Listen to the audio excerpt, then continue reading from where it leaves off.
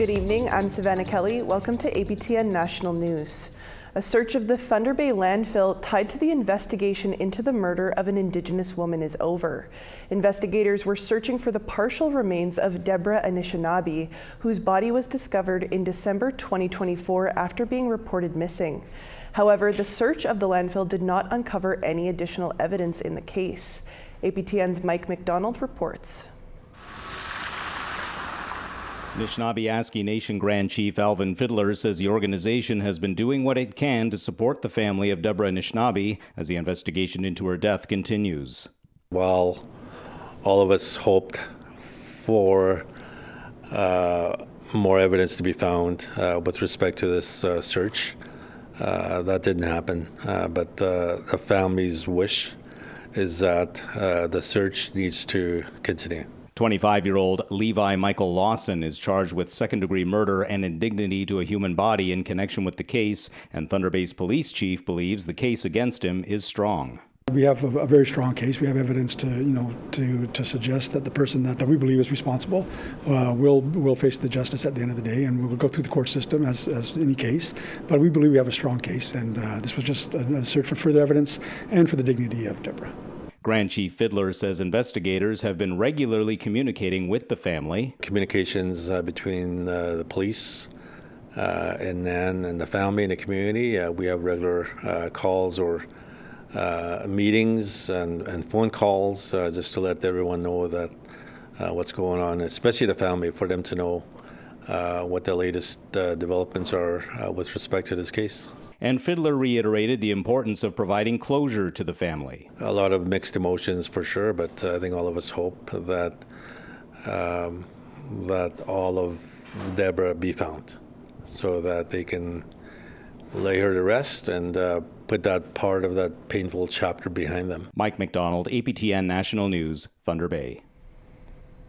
Manitoba Premier Wab Kinew, Federal Northern Affairs Minister Rebecca Chartrand, and Assembly of First Nations, National Chief Cindy Woodhouse-Neepanak traveled up to the Pimicikimak Cree Nation on Wednesday.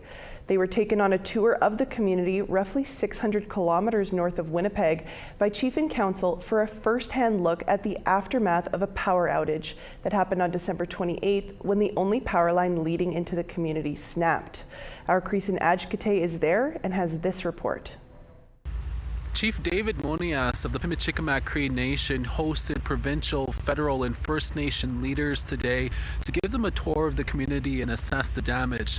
They also went behind a closed-door meeting to figure out possible solutions so a tragedy like this doesn't happen again. During that closed-door meeting, Chief Monias expressed the critical need for infrastructure. Rebecca Chartrand, the Minister of Northern and Arctic Affairs, said provide up to $1.4 million to help Pimicikimak, and there were no commitments made from Manitoba Premier Wab Kinew at this time. However, Kinew did say that he is pushing for Manitoba Hydro to do an after-action review of the damaged power line that started the outage. Meanwhile, Assembly of First Nations National Chief Cindy Woodhouse-Neepanak pointed to the $351 billion infrastructure gap in First Nations across Canada and called on the federal government to do more. MKO Grand Chief Garrison Sethi said federal assistance must be swift, adding that this latest community impact is hard on the mental health of residents and it impacts First Nations children, as one of the schools may not open until April due to needed repairs. 5 homes were lost to fires from people who tried to keep warm during the power outage. Chief Monias says about 200 homes have been assessed, with potentially up to 800 homes impacted by water damage. For close to 5 days, residents here went without power in -30 weather after a Manitoba Hydro line went down on December 28th. With no heat, water lines bust and cracked in homes and in major infrastructure buildings like the water treatment plant. About 4,000 residents had to be evacuated to Winnipeg and Thompson before their homes can be repaired. Chief David Monias also wants Manitoba Hydro to reroute the main power line beside the main road so that incidents like this can be repaired more quickly. Talking to some of the tradespeople here, as they were going through each house to house, they said the damage for these houses could be in the millions. Creeson, Agecoutay, APTN National News, Pimicikimak Cree Nation in northern Manitoba. Creeson will have more on that story on tomorrow's midday and evening newscast. The Kashechewan First Nation in Northern Ontario is making plans to evacuate its residents. This comes after the community's water treatment system shut down over the weekend and the community declared a state of emergency. Executive Director Tyson Wesley joins me now to talk about the evolving situation, one that is not new to the community. Thanks for joining us today, Mr. Wesley. Can you first give our viewers the latest in terms of evacuation plans and problems residents are experiencing because of the water system breakdown? Yeah, we have a flight that's leaving with 36 community members to Timmins tonight. That's going to be our first flight, and the issues that our community are facing is that we're having issues with our water plant system and it's not operating as it should. So it's causing multiple issues in the community. And we understand the community's been in contact with Indigenous services. What sort of assistance is the government offering? Right now, I think the government has offered to evacuate our community members, but we've been really disappointed in the response so far. We've initiated our evacuation over close to 2 days ago, and the only response that we've received today is one plane load of one plane for 37 community members out of 2,200. We also understand this isn't the first time Kashechewan has experienced problems with water and flooding. How long has this situation been going on? We've faced water issues and also flooding issues for the past 18 years. It's been an ongoing issue for our community for a long time, and it's another generation that has to deal with these issues. I remember when I was young, when I was a teenager, that our community had E. coli in the water, and I remember washing in brown water. So it's sad to see that another generation of community members and children have to face the same situation where they don't have access to clean water. Mm-hmm. And can you give us an update on plans to move the community to avoid current water flooding and water problems, or anything else you'd like to add about the situation?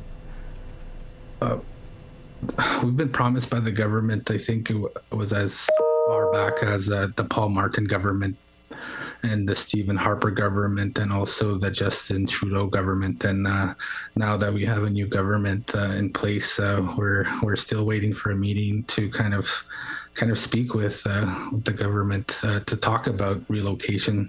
All our plans and all our hopes have been kind of bogged down by kind of bureaucracy and also kind of the inability for the government to expedite processes. So we've been waiting for such a long time for our relocation efforts, which is kind of causing issues that we're seeing today, such as the lack of infrastructure funding that we need to improve our infrastructure here in the community, while the promise of relocation is being used as an excuse to not support the infrastructure that we need today. So we're being told that infrastructure can't be invested in the community that will last over 30 years, when the idea and the promise of relocation can happen soon.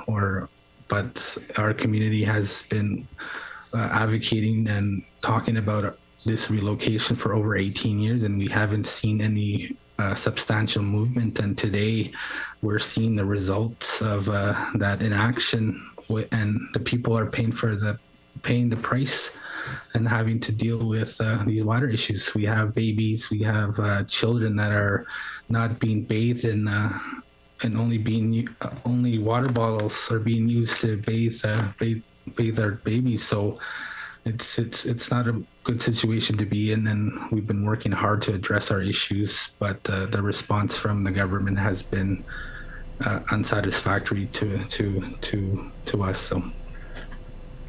Well, we'll have to end it there, but thanks for joining us today, Mr. Wesley, and hoping to see some positive movement for your community. Thank you. Well, Canada's largest Arctic community is no stranger to bone-chilling winter temperatures. Residents in the Gwich'in, Inuvialuit, and Métis town of Inuvik are being urged to drastically conserve energy in the midst of a severe propane shortage. Propane is converted to natural gas and heats most homes in Inuvik.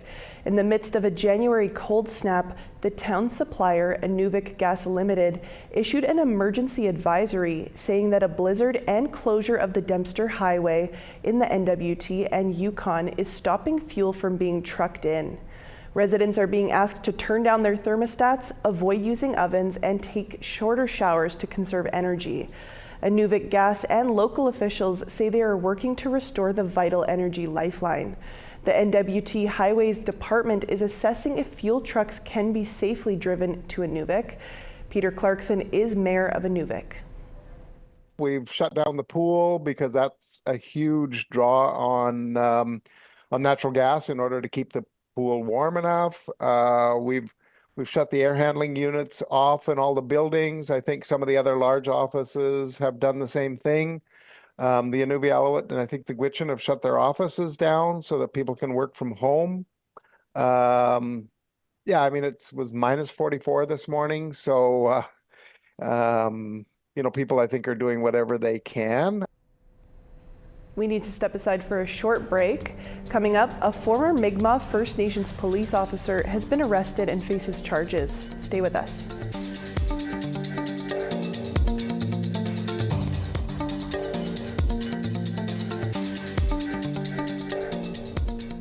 Welcome back to APTN National News. The Bureau d'Enquêtes Indépendantes, or BEI, arrested former Listigouche Police Services officer Cass Barnaby. The BEI handles criminal allegations against police officers in cases where the complainant or victim is First Nations or Inuit.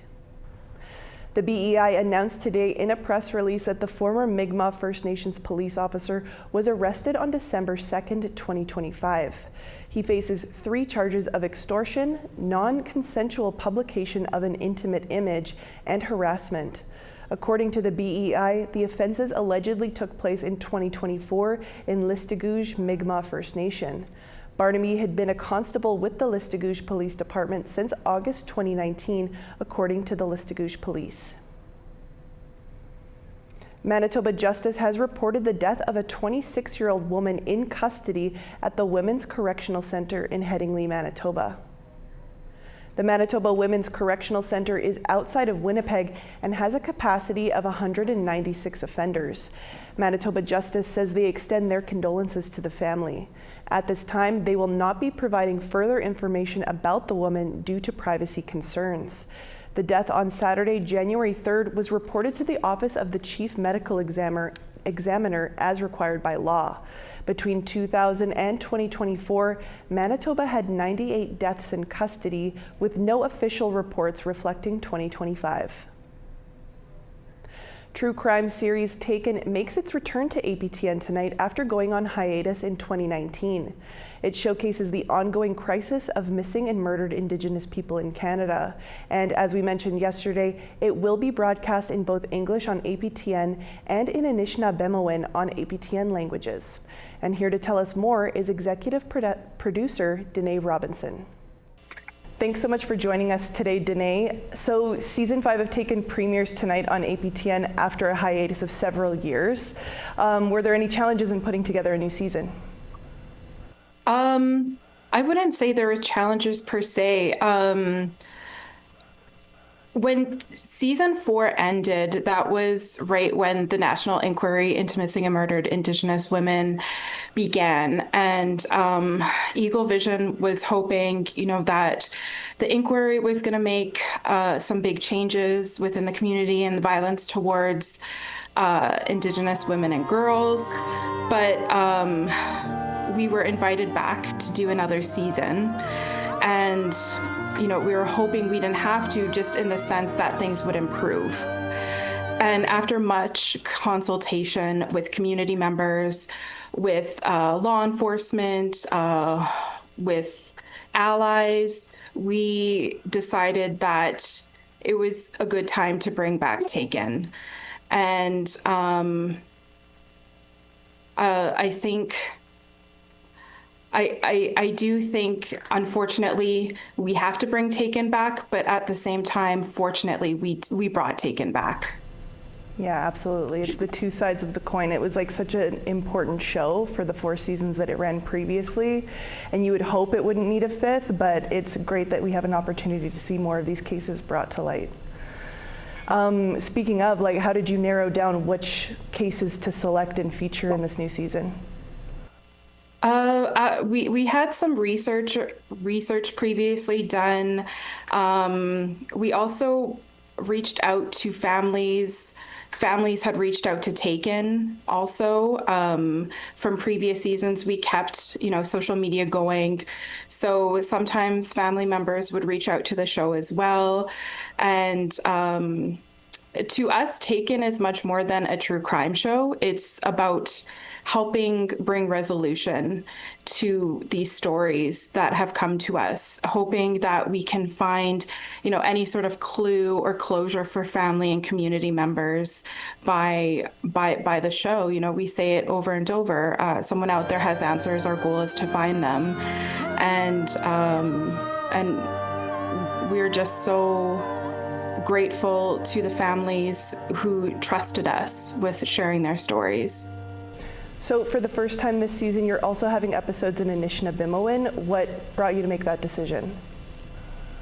So we have our host Lisa Meaches, of course, who does the English version of Taken, and we have Vera Houle, who does the Anishinaabe version, and it's just another way that we could get our message out there to a broader audience as well, and honoring the language. For sure, and bringing culture into it. Yeah. And finally, what do you hope the audience will take away from this new season? I hope the audience takes away, as I mentioned, that this is more than a true crime show, that these are family members who are loved and missed deeply, and that we could bring, any sort of answer forward that might help solve their case, and also sharing their stories of who they are as a person, and in a way that traditionally we don't hear stories about missing and murdered Indigenous people, but in a way where we show them as a family member, and their loved ones can share their memories and their hopes, and to get that closure. And we really hope that the audience connects with that, and that they also see that this is a call to action. Absolutely. Well, we'll have to leave it there, Danae, but thank you so much for taking some time to talk with us, and looking forward to the new season. Thank you. Our photo of the day and weather are coming up after one final break. Plus, we speak with the producer and director of Ocean Warriors Season 2 ahead of its premiere this week on APTN. Stay with us.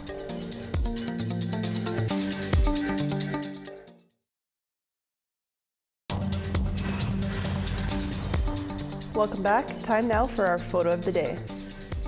Charlene Tolley captured this little pup as it was mesmerized by the lights in the form of a dream catcher. Thanks for sharing with all of us, Charlene. Send your pictures to share@aptn.ca for the chance to be featured as our next photo of the day.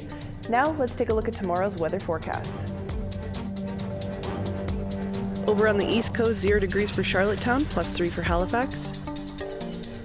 Cartwright, -7 and sunny there. Kuujjuaq, -19. Val-d'Or, 0 degrees, mix of sun and clouds, 0 degrees for Quebec City. Sarnia, 2 degrees, North Bay, cloudy and 0. Timmins, 0 degrees there, Thunder Bay, cloudy and -1. Churchill, sunny, -14, Puckatawagan, -6. Brandon, -6 there, Princess Harbor, -5. Estevan, sunny, -3, North Battleford, -10. Stony Rapids, -22 there, La Ronge, -10. -8 for Peace River and -9 for Fort McMurray. Red Deer, -4 and sunny there, Medicine Hat, 0 degrees. Bella Coola, -5, Kamloops, +1.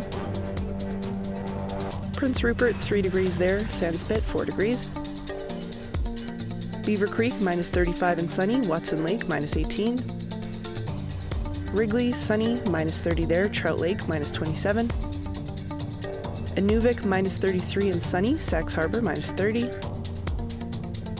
Baker Lake, minus 33, now yet, sunny and minus 17. Agecoutay, sunshine, minus 14 there. Iqaluit, minus 16. Season 2 of Ocean Warriors is set to premiere on APTN this week, and as APTN's Tina House explains, the series not only follows the brave men and women saving lives on the sea, but gives viewers a closer look at culture and tradition.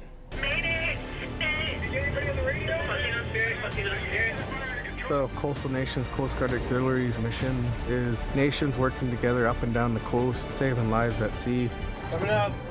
The second season, Ocean Warriors Mission Ready, takes us to 3 remote villages along the coast of BC, where brave men and women risk their lives in helping others. Coast Guard Radio, Nishka Guardian, we have the patient on board. Steve Sweethel is the producer, director, and creator of the series. He says it was an incredible experience to once again follow these Indigenous crews for season 2. These are First Nations people, men and women, who volunteer their time to answer the call for people in trouble on the water in ocean seas. So it could come at any time, and this is something that multiple First Nations up and down the coast have jumped on board with training, and we follow them around and do scenarios and watch them work. Sweethel says the show is much more than just emergencies on the water. It's a chance to showcase rich cultural diversity, language, and history. We went to 3 communities this year, from the 4 last year, but last season. But we went to Quetzino, and we went to Niska, and Gatla territory, which is my first time there. It's absolutely incredible, off the coast of Rupert, and you take a ferry or boats for an hour and a half in the middle of the ocean. It's absolutely stunning. For Sweethel, who's been a producer for the last 17 years, he says doing a series like Ocean Warriors is incredibly rewarding, and he shared a favorite moment while filming in Gatla. We went out as part of the cultural and language base as we followed some elders in their 80s who were climbing on rocks in high seas, gathering seaweed.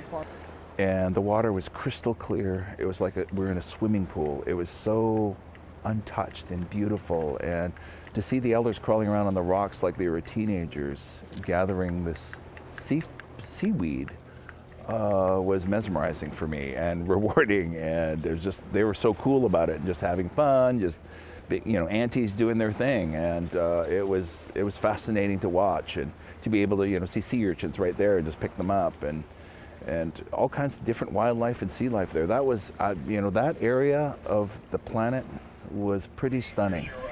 Ocean Warriors Mission Ready airs on APTN starting on January the 8th. Tina House, APTN National News, Vancouver. Excellent work. That was a good save. And that's all the time we have for your Wednesday news. For news anytime, visit our website at aptnnews.ca. I'm Savannah Kelly. Marcy Miigwech, thank you for joining us. See you back here tomorrow. Have a great night.